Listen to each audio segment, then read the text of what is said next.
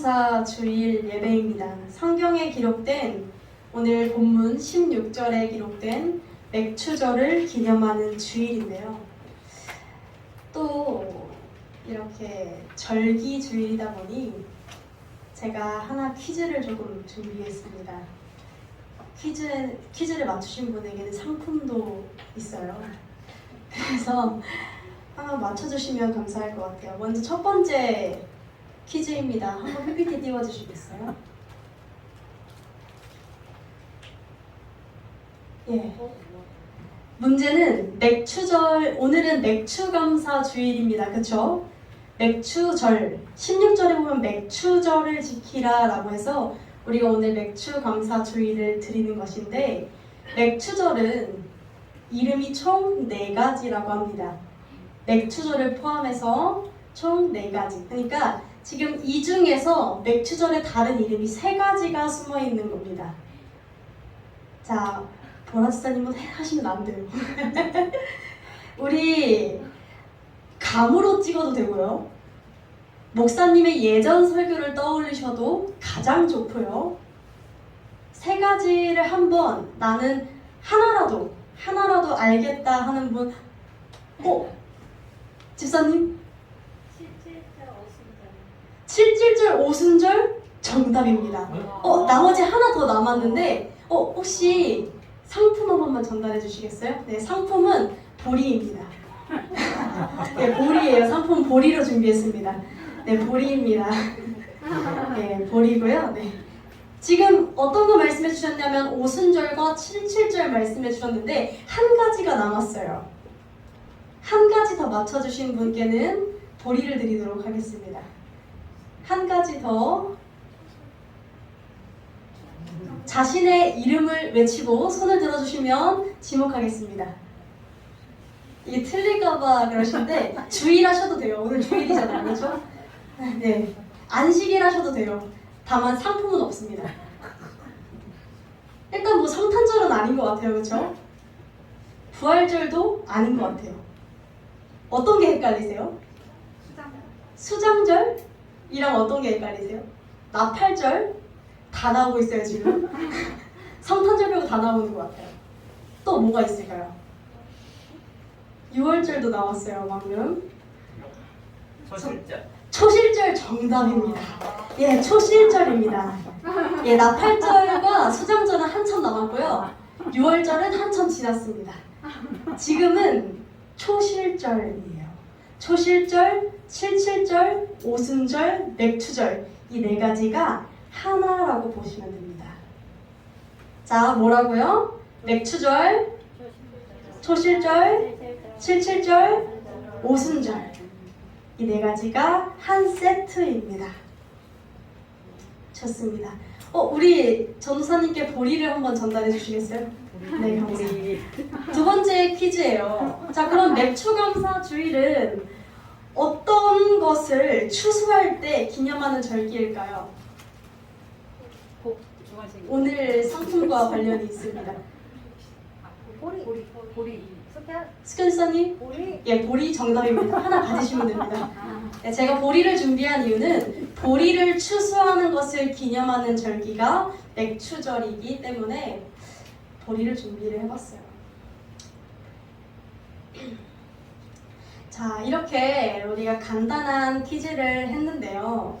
절기, 오늘은 절기예요. 맥추절, 맥추감사 기념하는 절기. 자, 그런데 우리가 곰곰이 생각해보면 절기는 우리나라에도 존재합니다. 우리나라에는 어떤 절기, 그러니까 어떤 명절이 있죠? 추석과 설명절이 있습니다. 뭐라고요? 추석과 설명절이 있습니다. 자, 우리나라에서는 왜 설과 추석을 명절로 보내나요? 가을 추수와 신년을 기리면서 우리가, 그리고 그 명절, 이 절기에 우리나라는 대대로 유교 사상이 굉장히 강해요. 유교 사상에서 중요한 건 효예요. 효. 부모를 공경하고 효가 가장 중요한데, 그래서 우리는 설과 추석 때가 되면 부모님께 찾아뵈서 인사를 드린다거나 또 믿지 않는 이들은 제사를 드린다거나 가족이 함께 모인다거나 하는 그런 행사를 치르곤 하죠. 자, 이렇게 우리가 우리나라에서 절기를 지키는 이유는 효의 정신을 잊지 않기 위해서 절기를 정해서 효를 다시 한 번 더 되새기고 우리나라의 그 정신을 새기는 것에 있습니다. 마찬가지로 오늘 우리가 기념하는 이 맥추절은 어떤 절기냐면요. 이스라엘이라는 나라의 절기입니다. 이스라엘의 절기예요. 이스라엘은 무엇을 기념하냐면요. 효가 아니라 하나님을 기념합니다. 그리고 하나님을 기억합니다. 자, 그런데 우리가 맥추절을 지낼 때면 이런 생각들이 종종 들곤 해요. 저는 항상 그런 생각을 했었어요. 우리나라 절기 챙기기도 우리는 바빠요. 그쵸? 우리나라 명절 챙기기에도 바빠요. 근데 왜 괜히 저 먼 나라에 있는 이스라엘의 절기까지 우리가 챙겨야 하는 거죠? 사실 성탄절, 부활절은 왜 챙겨야 하는지 우리가 확실하게 알아요. 왜 챙겨야 되죠? 성탄절, 부활절은? 상품이 하나 남았죠, 집사님. 왜 챙겨야 되죠? 성탄절, 부활절은? 예수님, 저기 예수님 막 이렇게 예수님이 어떻게 하셨죠? 예, 예수님이 태어나시고 부활하셨는데 모두 다 말씀해 주셨으니까 박수로. 네. 예수님이 태어나시고 부활하신 날을 성탄절과 부활절을 통해 우리는 기념하고 기억해요. 자, 그런데 맥추감사주일은 조금 애매한 절기예요. 왜죠? 우리는 그 누구도 보리를 농사하지 않아요. 우리 중엔 그 누구도 농사하시는 분들이 지금 안 계시죠? 농업하시는 분들이. 그러니까 보리가 언제 추수하는지 내가 알 게 뭐예요? 밀이 언제 수확하는지 내가 알 게 뭐예요? 우리는 농경사회에서 살고 있지 않아요. 안타깝게도. 우리는 도시 문화 속에서 지금 이 구리시라는 시에서 살고 있기 때문에 농경 문화랑 너무나 멀어요. 그래서 맥추감사 주일 예배가 매년 찾아오지만 우리는 매년 어물쩡 감사해야 하나보다 하면서 뭐 그냥 교회에서 지키는 절기니까 매년 그렇게 어물쩡 감사해요 하면서 넘어가곤 합니다. 뭔가 부활절이나 성탄절은 우리 막 준비도 하고 뭐도 하고 행사도 하는데 맥추절은 상대적으로 와닿지가 않아요. 애매한 절기죠.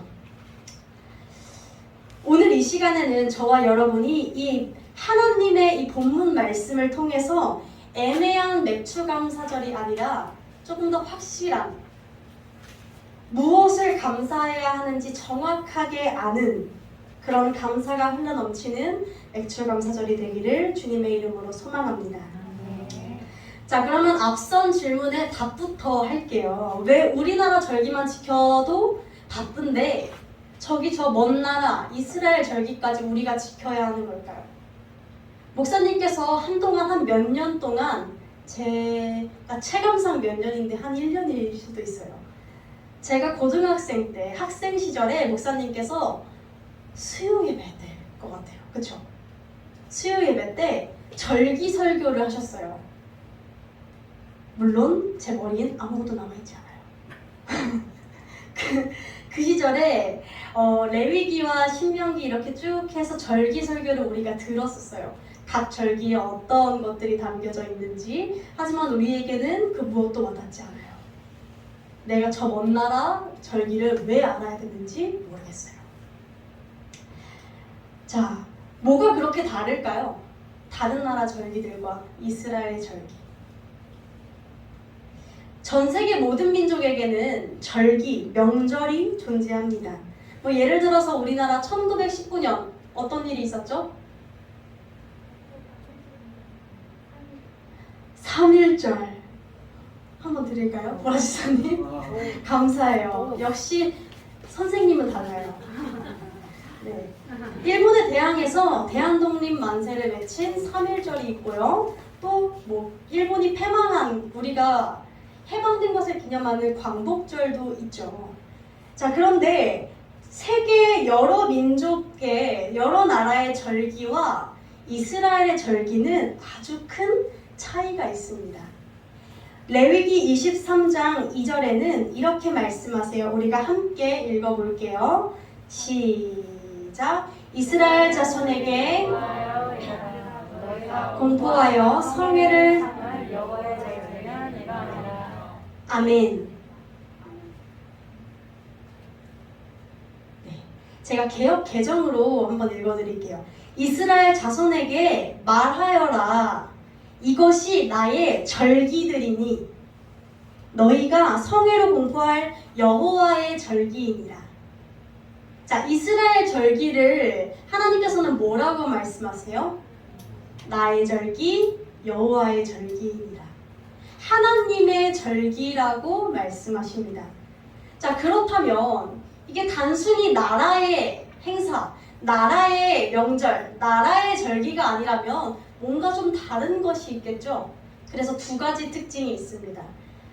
다른 나라의 절기들과 이스라엘의 절기의 차이점은 첫 번째로 절기들은 사람이 정한 것이 아니라 하나님이 직접 이 날에 이때에 하라고 제정하셨어요. 하나님이 직접 정하신 날이라는 것입니다. 우리나라를 비롯해서 모든 나라의 명절과 절기는 누가 정하죠? 사람이 정합니다. 나라의 민족적인 자긍심을 북돋기 위해서 사람이 정하고 기념해요. 자, 그런데 이스라엘의 절기는 하나님이 특별한 목적이 있어서 직접 정하신 날이라는 것입니다. 자, 두 번째로는 뭐가 다르냐면요. 이게 중요해요. 사건과 절기의 순서가 달라요. 이게 무슨 말이에요? 이게 무슨 말이냐면 보통 나라의 절기, 명절은요. 사건이 먼저 생기고 그 다음에 그것을 기념해서 절기를 세워요. 뭐 가령 광복한 것을 그 날짜 8월 15일을 기념해서 그 날로 정해서 절기로 만든 것이죠. 사건이 먼저 일어나고 그 다음에 이것을 기념해서 절기가 되어야겠다. 이것을 우리가 매년 기억해야겠다라는 의미로 절기라는 것을 만듭니다. 그런데 이스라엘의 이 절기들은 순서가 좀 달라요. 뭐가 다르냐? 하나님께서 먼저 날짜를 정해주세요. 하나님께서 먼저 절기를 정해주세요. 6월절, 초실절, 맥추절 이렇게 정해주시고 정해주신 날짜에 맞춰서 사건이 일어납니다. 이런 특징이 있어요. 가령 6월절 같은 경우에 하나님께서 6월절을 지키라, 이 날짜에 이러한 방법으로 너희가 이렇게 기념해서 지켜 라고 말씀하신 후에 정확하게 그 날짜에 장자의 재앙이 임함으로 이스라엘 백성들이 애굽에서 해방되게 되었어요. 6월절은 이스라엘의 광복절과 같은 개념이에요.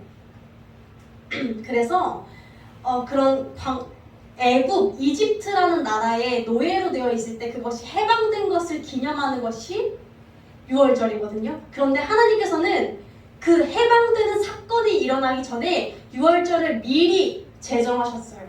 그리고 그 제정하신 후에 6월절 사건이 일어납니다. 이렇듯이 하나님의 절기는 조금 달라요. 다른 절기들과. 하나님은 철저한 우리 MBTI로 따지면 철저한 계획형, 제2형이십니다. 철저한 계획형이세요. 그래서 하나님은 시간에 구속받지 않는 신이에요. 신, 그쵸? 사람이 아니잖아요. 신. 그 신께서 절기라는 우리가 사용하는 시간, 우리가 사용하는 날짜 개념, 우리가 사용하는 그런 기념일 같은 것들을 사용해서 우리에게 보여주셨단 말이에요. 인간의 역사 속에서 하나님의 뜻이 언제, 어떻게, 어떤 방식으로, 어떤 패턴으로 이루어지고 있는지를 하나님은 절기라는 것을 통해서 우리에게 알려주셨어요. 하나님은 즉석으로 일하시지 않아요. 이미 모든 것을 계획하셨어요. 6월절 절기에 맞춰, 오순절 절기에 맞추어 모든 것이 일어나고, 그래서 각 성경에 보면 상징성이 굉장히 많이 등장하는 이유죠. 본문에서 그 절기, 사실 절기는 몇 가지게요? 절기? 하나님이 정하신 절기는 몇 가지죠? 아마 목사님이 지금 강대상에서 눈물을 흘리고 계시고 피눈물을 흘리실지도 몰라요. 몇 개인지는 알아야 해요. 좋아요. 좋아요. 역시 집사님들은 좀 달라요. 7개예요. 절기는 총 몇 개라고요? 7개예요. 자, 그런데 오늘 하나님께서 그 중에 가장 중요한 몇 개를 말씀하세요? 3개를 말씀하세요. 뭐랑 뭐래요? 뭘 지키래요? 예, 무교병의 절기가 6월절이에요. 6월절 가장 중요한 게 뭐냐면 6월절, 맥추절, 수장절. 이 3개는 반드시 지켜야 된대요. 이스라엘 백성들에게 말씀하셨어요. 그 중에서 우리는 오늘 맥추절을 볼 거예요. 6월절은 안 봐도 돼요. 자, 맥추절의 의미는 오늘 본문 16절에 뭐라고 말씀하고 계세요? 너가 수고하여 밭에 뿌린 것의 첫 열매를 거두미니라. 아멘. 너가 수고하여 밭에 뿌린 것의 첫 열매를 거두미니라. 자, 그래서 우리가 맥추감사절 예배를 드릴 때면 어떤 마음으로 임하죠? 상반기에 1월부터 6월 사이에 하나님이 나에게 어떤 은혜를 주셨는가, 어떤 일들이 나에게 있었는가, 감사한 사건들을 떠올립니다. 그쵸? 이게 잘 됐고 이게 잘 됐네, 이게 좀 잘 된 것 같아, 이런 은혜를 주신 것 같아, 이렇게 생각해요.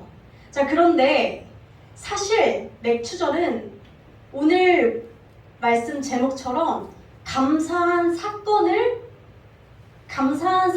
가지고 감사하는 것도 너무나 귀한 마음이지만 그 사건을 넘어서 어떤 것까지 감사해야 해요? 무엇을 기념해야 돼요?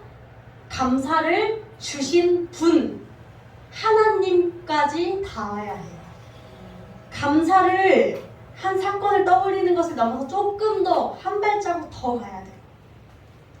감사를 주신 분을 기억하는 절기입니다. 다시 말해 누구를 기억해요? 하나님을 기억하는 절기라는 것입니다.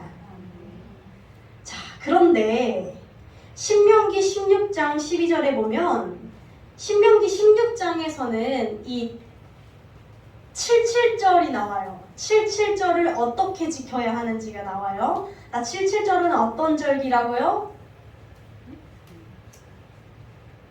77절이 뭐라고요? 맥추절이라고요. 자, 오늘 하는 거랑 똑같은 절기예요. 자, 77절에 대해서 이야기하는 건 뭐에 대해 이야기하는 거다? 맥추절에 대해서 이야기하는 거다. 성경에서 초실절에 대해 이야기하는 건 어떤 거다? 맥추절에 대해서 이야기하는 거다. 좋습니다. 자, 이제 한 3주 정도는 기억하시겠죠? 감사합니다. 자, 77절을 지킬 때 근데 하나님께서 이런 의미심장한 말씀을 덧붙이십니다. 우리 한 목소리로 봉독해 보겠습니다. 시작. 너는 애굽에서 종되었던 것을 기억하고 이 규례를 지켜 행할지니라. 자, 아까 우리가 하나님께 감사를 떠올리면서 보리 농사가 잘 된 걸 감사하는 절기라고 했는데 갑자기 하나님께서 찬물을 끼얹으시면서 너가 예전에 애굽에서 이집트에서 노예였던 걸 기억해 라고 말씀하세요. 제가 이스라엘 백성들이 겪었던 일들을 설명드릴게요. 자, 이스라엘 백성들은 원래 누구의 백성일까요? 누구의 자녀일까요? 이스라엘 백성들은 하나님의 백성, 하나님의 자녀예요. 하나님이 택하신 백성, 하나님이 선택하신 백성이 이스라엘 백성들이에요. 하나님의 백성, 하나님의 자녀, 이스라엘. 자, 그런데 왕과 백성, 그리고 아버지와 자녀, 이 관계에는 이런 룰이 존재해요. 어떤 룰이냐면요. 자녀. 근데 저도 가정에서 이제 자녀의 자리에 위치해 있는데, 자녀들은 어떠냐면요. 가정 속에서 어머니 아버지의 품에서 밥도 얻어먹어요. 그렇죠? 어머니 아버지 품에서 잠도 자요. 옷도 입혀주시고요. 뜨순 집에서 잘 수 있도록 해주시고요. 먹고 입히고 먹이고 잘 재우고 해주세요. 자, 그래서 자녀들은 보통 부모의 보호 아래에서 성장하게 됩니다. 살아가게 됩니다. 대신 그와 동시에 자녀는 부모의 룰, 부모와 가정의 룰 속에서 살아가요. 제가 한번 어렸을 적에 이제 저희 집은 대대로 외박이 안 돼요. 대대로 이렇게 어렸을 때 제가 청소년 시기 때 친구 집에서 자고 오는 게 안 됐어요. 근데 저는 친구를 너무 좋아하는 사람이에요. 사람, 노는 거 너무 좋아해서 친구들끼리 파자마 파티를 한대요. 근데 친구들은 물어보니까 부모님이 다 허락을 해줬다는 거예요. 마음속에 불만이 생기기 시작했어요. 왜 우리 집만? 그래서 저희 어머니께 이렇게 이야기를 했어요. 소신껏. 옆집 아줌마는 된다는데 나는 되는데. 이렇게 살짝 작아지는 목소리로 저희 옆집은 된다는데 나는 안 돼요? 이렇게. 근데 저희 어머니께서 그때 명언을 하셨는데, 그럼 옆집 가서 살아 라고 하셨어요. 저는 부모님의 보호 아래에서 컸어요. 부모님이 입혀주시는 옷을 입고 먹여주시는 밥을 먹고 뜨순 밥과 뜨순 잠을 자면서 컸는데, 대신 그 안에서 성장하다 보니 우리 가정의 룰, 내가 마땅히 보호를 받는 동시에 나의 보호자 되는 그분들의 지켜야 하는 룰들이 존재했어요. 그리고 눈물을 머금으면서 그 룰들을 지키며 살아왔어요. 자녀와 부모 사이에는 이런 암묵적인, 이렇게 딱 나눠 떨어지는 규칙들은 아니지만 암묵적인 가정의 룰들이 존재해요. 왕과 백성들의 사이도 같죠. 백성들, 국민들은요, 나라, 왕의 보호를 받아요. 보호, 내가 나의 신분을 보호받는단 말이에요. 자, 그런데 동시에 그 나라의 법에 맞추어서, 그 나라의 룰에 맞추어서 살아가요. 이게 관계성이 띠는 특징이에요. 왕과 백성, 아버지와 자녀 사이에. 자, 하나님께서는 이스라엘 백성들을 뭐라 부르신다고요? 하나님의 백성, 하나님의 자녀. 그렇다라는 것은 어떤 걸 의미해요? 이스라엘 백성들은 하나님의 보호 아래에서 살면서 이스라엘 백성들 자신을 지어주신 그분의 룰, 그분의 법칙, 그분의 섭리 속에서 마땅히 살아가는 존재라는 거예요. 이것이 가장 안정적인 그들의 모습이라는 것이죠. 자, 그런데 어느 날 출애굽기 때부터 보면요, 이런 이스라엘 백성들이 애굽, 이집트라는 옆 동네 나라에 노예가 되는 일이 벌어집니다. 마치 제가 부모님의 룰을 안 지켰다고 옆집으로 쫓겨난 일이 벌어졌다는 것이죠. 자, 옆 동네로 쫓겨났어요. 노예 생활이 되는데, 이게 노예가 된다라는 것은, 이집트의 노예가 된다라는 것은 단순히 노예 생활이 힘든 것들을 넘어서 그런 안정적인 모습, 온전한 모습이 깨지게 되었다라는 거예요. 하나님의 통치, 하나님의 다스림, 하나님의 품 안에서 가장 완전하게 보호를 받던 이스라엘 백성들이 이제 더 이상 그 보호 아래에 놓여있지 않았어요. 그들은 애굽이라는 나라에 갔더니 그들은 노예로 억눌려 살게 되었어요. 그들은 그렇게 힘들게 하루하루 뼈 빠지게 일하는데도 이스라엘 백성들 앞에 놓여졌던 건 뭐예요? 보상이 아니라, 보호가 아니라, 사랑과 자비와 긍휼이 아니라 다가올 죽음뿐이었어요. 그들은 하루하루 버티면서 살았지만 그들은 그렇게 하루하루 버티다가 삶의 의미를 모른 채 누군가의 종으로 살다가 죽는 삶을 살아가게 되었어요. 자, 중요한 것은 이스라엘 이야기를 왜 하냐? 하나님은 이 이스라엘 백성들의 이야기를 성경에 왜 기록하셨는가? 이스라엘 백성들의 모습과 우리의 모습이 별반 다를 것이 없기 때문에 선례를 보여주신 거예요. 자, 우리는 어떤가요? 우리는 하나님이 지으신 존재예요. 우리 사람들은요, 여기 계신 모든 성도님들은요, 하나님의 특별한 목적과 계획을 가지고 한 사람 한 사람 하나님께서 직접 손수 지으신 하나님의 존재들이에요. 하나님의 자녀들이에요. 단순히 우연에 의해서 만들어진 그런 존재가 아니에요.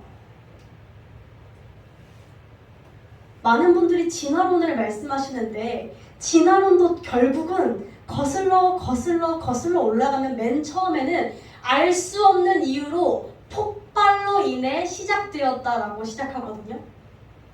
빅뱅. 웃으시는 이유는 연예인을 떠올렸을까요?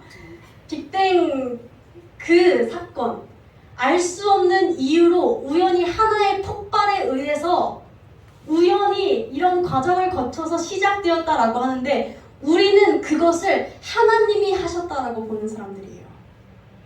단순히 우연이 아니라, 그런 미세 조정들이 우연이가 아니라 하나님의 계획하심에 따라, 하나님의 특별한 목적에 따라 우리가 모두 한 사람 한 사람 창조되었다라고 우리는 믿는 사람들이에요. 그리고 그게 진리이고요. 자, 그런 사람들인데, 우리는 그래서 하나님이 한 사람 한 사람을 천하보다 귀한 한 영혼으로 여기는 그런 존재들이에요. 그런데 그래서 우리는 누구의 통치를 받으며 살았어요? 우리는 하나님의 통치를 받으면서 살았어요. 언제까지? 죄가 우리를 다스리기 전까지. 자, 그런데 어느 순간 우리 모두는 죄의 통치를 받게 됩니다. 죄는요, 단순히 거짓말하고 욕하고 누구를 죽이는 범죄자들만 죄인에 해당하는 것이 아니에요. 죄는요, 하나님을 떠난 것을 죄라고 해요. 가장 완전한 상태, 하나님의 보호 아래에서 하나님의 통치를 받으면서 살던 그 존재가 하나님과 관계성이 멀어져서 옆 동네 가서 괜히 죄라는 것에 억눌려 사는 것, 그것을 우리는 죄인이라고 해요. 그것이 우리의 모습이고, 우리는 죄의 통치를 받으니 어떤 특징이 나타났냐면요, 애굽의 통치를 받았을 때 어떤 특징이 일어났죠? 애굽에 억눌려 살았어요. 우리는 죄의 통치를 받으니 어떤 특징이 일어나냐면요, 돈에 억눌리고요, 사람들의 시선에 억눌리고, 사회의 기준에 억눌리고, 많은 중독에 억눌리고, 상처와 갈등에 억눌리고, 죄와 죄책감들에 억눌리고, 허무와 공허한 감정에 억눌리고 많은 것들에 우리는 억눌려서 살아가게 됩니다.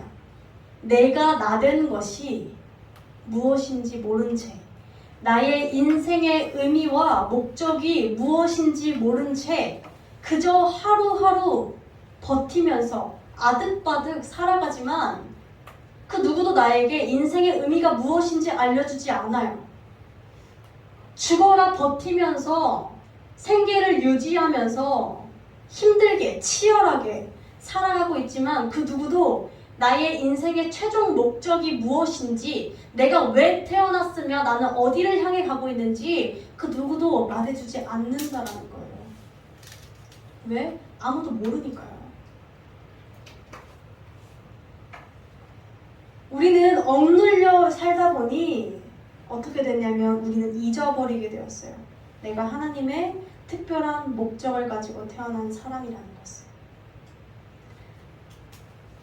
자, 하나님은 이스라엘 백성들이 애굽의 노예로 억눌려 있을 때 그 애굽에서 이스라엘 백성들을 해방시키셨어요.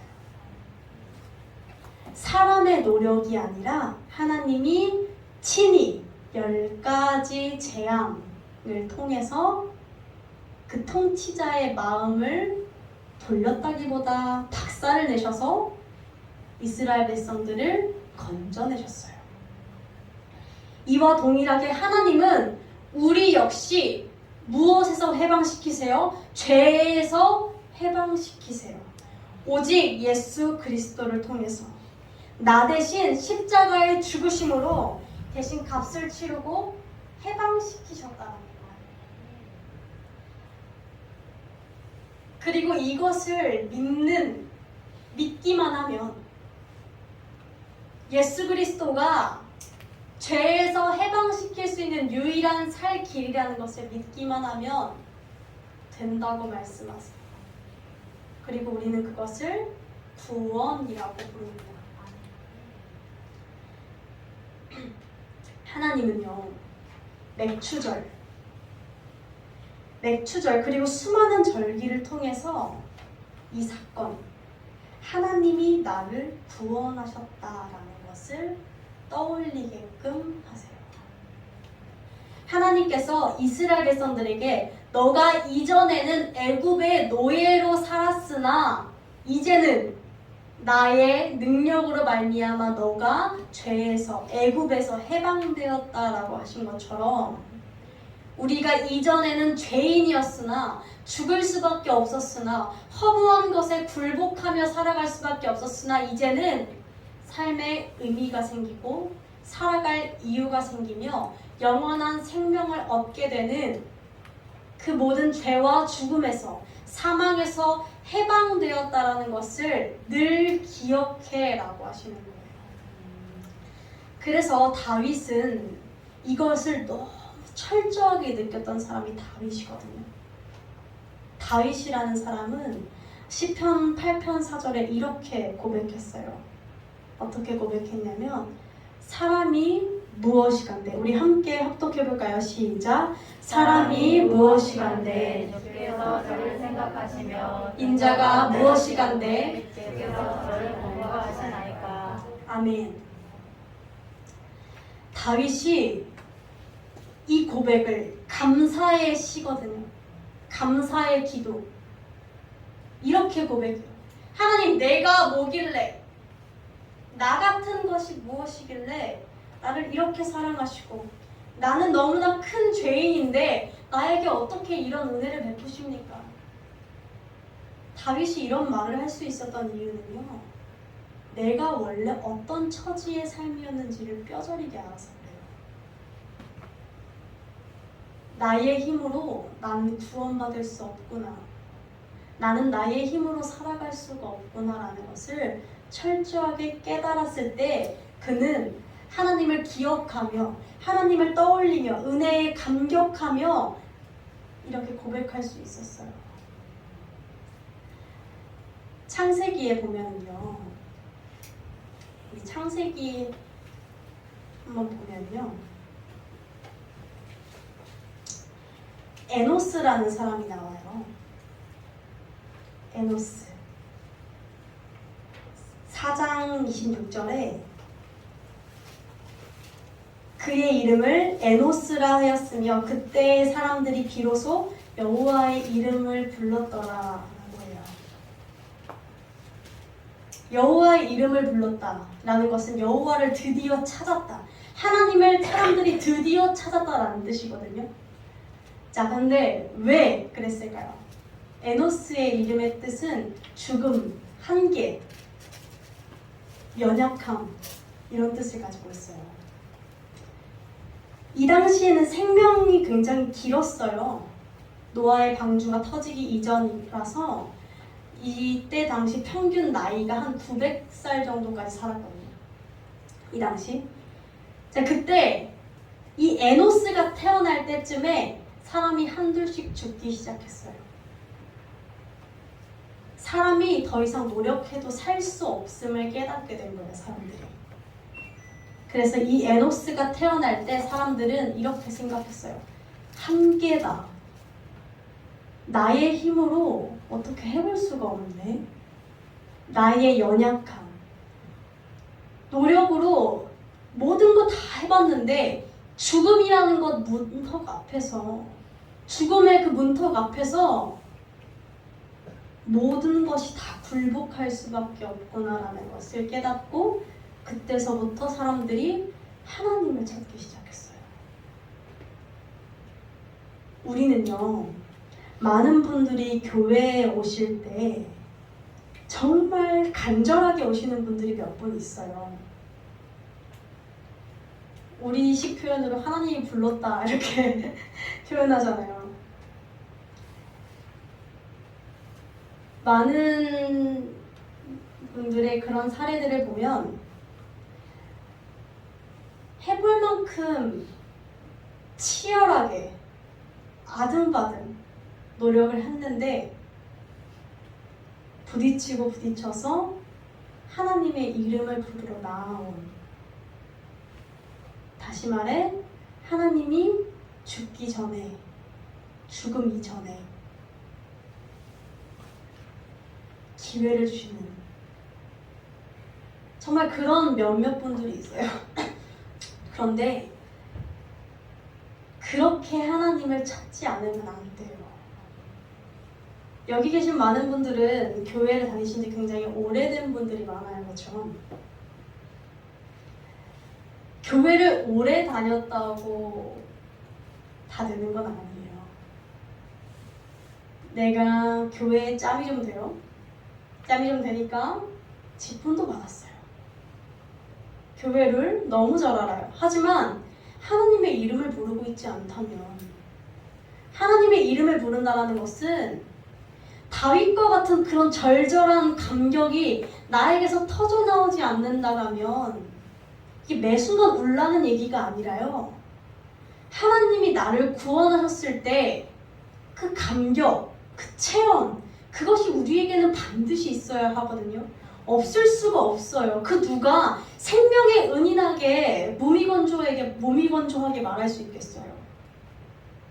생명의 은인한테 몸이 건조하게 말할 사람은 아무도 없어요. 내 생명을 건져줬는데. 내 생명이 살아나는 경험을 했다면 그에 대한 반응이 우리의 삶에 있어야 돼요. 다윗이 그렇게 절절하게 터져나온 것처럼. 누군가는 눈물을 흘리기도 할 것이고, 누군가는 하나님의 말씀을 파고들기도 할 것이고, 누군가는 많은 은사들을 가지기도 할 것이고, 은사는 근데 굉장히 특별 케이스예요. 은사는 떼시고, 많은 하나님을 생각하고, 우리 아까 고백했던 그 찬양 만족함이 없었는데 하나님을 볼 때 만족함을 하나님에게서 찾았다고 하잖아요. 그런 마음이 우리에게 반드시 있어야 우리는 구원을 받은 사람들이에요. 교회를 왜 다니세요? 구원 받으려고 다니잖아요. 천국 가려고 다니잖아요. 그렇죠? 자, 시간이 없어서 자, 절기는 굉장히 복잡해요. 성경만 봐도 절기는 진짜 복잡하고 굉장히 어지러워요. 자, 우리는 왜 매주 온라인 예배를 드려도 되는데 굳이 귀찮게 똑같은 행사를 매주 할까요? 이렇게 뭔가 엄청난 걸 하는 것 같지도 않은데 왜? 그런 생각 안 해보셨나요? 저만 했을 수도 있어요. 자, 때로는 시간이 아까울 수도 있어요. 이 예배가. 예배하는 시간에 내 일 하나 더 하는 게 나을 수도 있어요. 그래서 이제 예배하다가 카톡 못 보잖아요. 내 일이 급하니까. 나의 일이 급하니까요. 누가 연락 올까봐 급하니까요. 막 계속 다른 생각 돌리잖아요. 내일 뭐 할지가 급하니까요. 이따 가서 내가 처리해야 될 일들이 급하니까요. 우리 마음에는 절기? 뭐 그렇게 깐깐하게? 예배? 뭐 그렇게 불편하게? 라는 마음들이 우리에겐 있어요. 그런데 왜 그렇게 해야 하냐면요. 제가 하고 싶어서가 아니라 이런 절기와 예배들은 리허설이에요. 리허설. 어떤 리허설? 최종 구원, 어린 양의 혼인 잔치라 칭하는 최종적인 구원. 그 마지막 날에 구원받은 우리가 완벽하게 구원받는 그날, 그 잔치를 미리 우리는 절기를 통해서 리허설을 돌리는 거예요. 예배를 통해서 리허설하는 거예요. 자, 우리는 구원에 대해서 이 개념을 늘 가져야 돼요. 이미와 아직 사이. 따라해볼까요? 이미와 아직 사이. 아직 사이. 이미, 아직. 그 사이. 구원은 이미 받았고 아직 받지 못했어요. 그 사이에 우리는 한복판에서 걸어가요. 만약에 한 번 구원을 받고 땡인 거라면, 모든 것이 이루어졌다면 돈 받자마자 다 죽어야 돼요. 돈 받자마자 다 천국 가고 그 즉시 승천하고 그 즉시 천국 가고 이래야 되는데, 그게 아니라 우리는 구원을 받은 채로 살아가지만 최종적인 구원이 아직 남아있다라는 말이에요.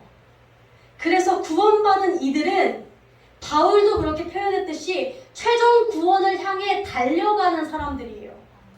이미 구원을 얻었으나 받은 줄로 여기지 않고 앞을 향하여, 표대를 향하여 달려가는 삶, 그것이 그리스도인의 삶이라는 거예요. 그래서 근데 우리는 삶이 너무 길어요. 1년 살고 죽을 게 아니에요, 우리가. 그 긴 세월을 살다 보면 구원의 감격이 잊혀져요. 매일 뜨겁지 않아요. 그래서 우리는 리허설을 해요. 예배라는, 절기라는, 기념하면서 떠올려요. 무엇을 고대하면서? 마지막 날에 벌어질 그 잔치를 고대하면서. 히브리서 3장 12절 14절을 제가 읽어드릴게요. 이렇게 말하고 있어요. 형제 자매 여러분 가운데 믿지 않는 악한 마음을 품고서 누가 하나님께서 떨어질까봐 하나님께서부터 떨어지는 그것을 조심하세요. 구원을 이미 받았다고 여기나 하나님께로부터 떨어질 것을 조심하세요. 오늘이라 하는 그날, 오늘 이 자리에, 이 예배 시간에 서로 다독여서 죄에 빠지지 않도록 서로가 서로를 다독이십시오. 우리가 처음 믿을 그때 받았던 그 감격, 그 확신을 끝까지 가지고 있으면 우리는 예수 그리스도와 함께 참여한 자가 될 것입니다. 신앙은요, 점점 커져가는 게 아니에요. 신앙은 업적 세우는 게 아니에요. 신앙은 처음의 것을 끝까지 지키고 있으면 돼요. 변질되지 않는 첫 열매, 첫 신앙을 가지고 있으면 돼요. 우리가 그래서 살아가는 동안에 계속해서 리허설을 돌리는 거예요. 처음 받았던 구원을 떠올리고 최종적으로 구원받을 그날을 떠올려요. 그래서 이 맥추절은 사실 하루가 아니라 7주라는 긴 시간에 걸쳐서 있어요. 초실절이 처음 보리 수확하는 날을 초실절이라고 해요. 그리고 77절은요. 77에 49, 77절, 초실절부터 77에 49일 후라는 뜻이에요. 이름 되게 쉽게 지었죠? 잊으시면 안 돼요. 초실절부터 며칠? 49, 77에 49. 자, 제가 PPT 한 번만 더 띄워주시겠어요? 이 다음. 네. 초실절부터 순서가 이런 느낌으로 되어 있거든요. 초실절부터 77에 49 지나면 77절이고요. 오순절은 우리 예순이라고 하죠. 예순. 오순. 5 곱하기 10. 그래서 오순절. 그러니까 50일 후가 오순절인 거예요. 초실절부터 49일 지나면 77절이고요. 50일 지나면 오순절이에요. 간단하죠? 그리고 이것이 맥추절이라고 우리는 불러요. 자, 그런데 이 7주에 거쳐서 진행되는데요. 맥추절에서는 첫 열매가 중요해요. 그리고 이 50일까지 디데이를 세요. 마치 우리가 수능 디데이 100, 99, 98 하는 것처럼 디데이 50, 49, 48 이렇게 오순절까지 날짜를 세요. 비장하게. 왜냐면 첫 열매가 맺혀진 후에 다른 보리들이 첫 열매가 맺혀진 그 기점을 시작으로 점점 퍼져서 열매를 맺어나가기 시작하거든요. 자, 49일 동안 바람도 잘 불어야 되고요. 기운도 좋아야 돼요. 비장하게 49, 48, 47 이렇게 외치는 이유는요. 우리가 이것을 어떻게 알 수 있냐면 가장 먼저 우리는 부활하신 예수 그리스도가 있어요. 초실절은 예수님 부활하심을 상징해요. 예수님이 첫 열매가 되셨어요. 우리에게. 예수님이 첫 열매가 되신 후에 우리는 그 옆에 있는 우리는 예수님을 따라 열매를 맺어나가기 시작해요. 그래서 우리는 예수 그리스도가 다시 오실 그날까지 우리 모두가 예수 그리스도의 첫 열매 되심을 본받아 함께 열매를 맺어나갈 수 있도록 하기 위해서 비장하게 카운트다운을 해야 해요. 매번 절기를 세면서 50, 49, 48 예수님이 오실 날이 머지 않았구나. 나의 삶에 예수를 예배할 날이 얼마 남지 않았구나. 어제보다 오늘보다 내일이 시간이 점점 더 줄어들고 있구나. 내가 열매가 맺어야 할 텐데 라는 것을 매일 아직 오지 않은 그 구원을 되새기며 살아가야 한다는 뜻이에요. 우린 두렵고 떨리는 마음으로 살아야 해요. 정리하자면 이렇습니다. 우리가 맥추절을 기념하는 이유는 우리에게 이미 구원을 주시고 해방을 주신 주님을 잊지 않기 위해서, 그리고 아직 오지 않은 그 구원을, 최종 구원을 향해 달려가기 위해서. 말씀 맺겠습니다. 사랑하는 성도 여러분, 우리에게는 각자의 상황에 따라 나를 억누르는 것들이 너무나 많이 존재합니다. 우리는 연약해요. 그래서 억눌림 속에서 하루를 살아냅니다. 그러나 주님은 이렇게 말씀하세요. 로마서 8장 37절에 그러나 이 모든 일에 우리를 사랑하시는 이로 말미암아 우리가 넉넉히 이기느니라. 내가 확신하노니 사망, 생명, 천사, 권세자, 현재의 일, 앞으로 펼쳐질 일, 높음이나 깊음이나 그 어떤 피조물들도 우리를 우리 주 그리스도 예수 그리스도 안에 있는 그 하나님의 사랑으로부터 끊을 것이 없느니라. 이미 그 모든 구속을 끊어내신 그 주님과 앞으로 나를 최종 구원까지 이끌고 가실 그 주님을 우리가 찬양하게 되기를 원합니다. 우리가 그래서 기쁨과 감사로 예배하게 되는 저와 여러분 되기를 주님의 이름으로 소망합니다. 기도하시겠습니다. 사랑이 많으신 주님 감사합니다.